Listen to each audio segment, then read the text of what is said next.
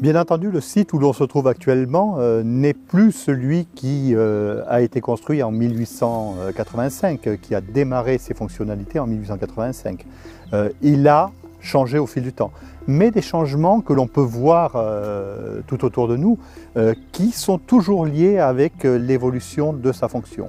Si l'on regarde la fonction chronométrique, eh bien, l'observatoire va continuer à s'intéresser aux différents types d'horloges qui se fabriquent, puisqu'il doit les certifier.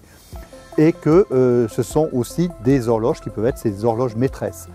Donc il va se doter à partir de 1931, par exemple, d'une horloge à pression constante, une horloge mécanique qui est mise dans un cylindre d'acier sous une cloche de verre et qui va se trouver placée dans un puits sous la bibliothèque que l'on a ici. Par la suite, on passe à l'horlogerie électrique. Donc on est avec les horloges à diapason. Et pour ces horloges à diapason, on va construire un bâtiment qui se trouve à côté de la bibliothèque en 1939-1940.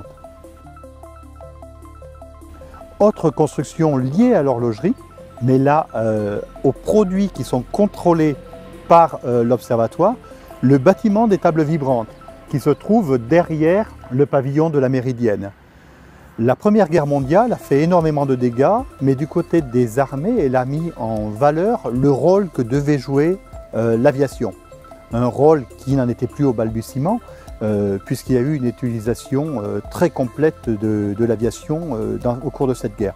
Donc il y a un développement de l'aviation militaire et un développement corollaire de l'aviation civile.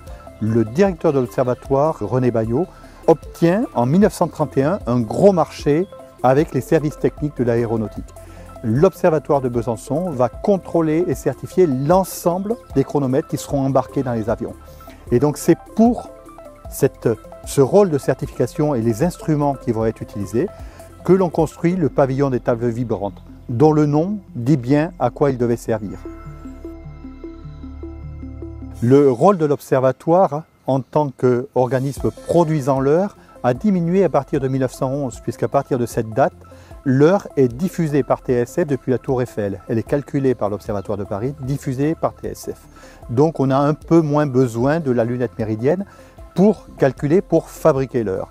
Si bien que le site va pouvoir développer son côté astronomique et participer aux grands programmes d'études qui se font à l'époque, notamment celui dit de la carte du ciel. On établit une carte des étoiles dans le ciel.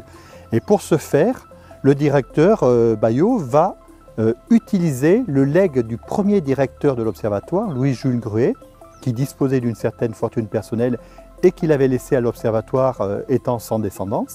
Donc il va disposer de ce legs pour pouvoir se doter d'un instrument assez intéressant, une lunette équatoriale, un astrographe triple, pour lequel on va construire en 1939-1940 la tour que l'on voit derrière nous. L'instrument ne pourra être mis en place qu'en 1952, après la guerre. L'une des caractéristiques de l'Observatoire de Besançon, on l'a vu, c'est la pérennité de ses fonctions. Les trois fonctions de base sont toujours présentes sur le même site. Ici, la météorologie entre en service en 1881. Aujourd'hui, en 2016, elle est toujours présente sur le site, avec un nouveau bâtiment construit en 1983-1984 qui se trouve derrière moi. Le site est donc bien vivant. Bien qu'à l'origine essentiellement résidentielle, la partie sud est également concernée par ces évolutions.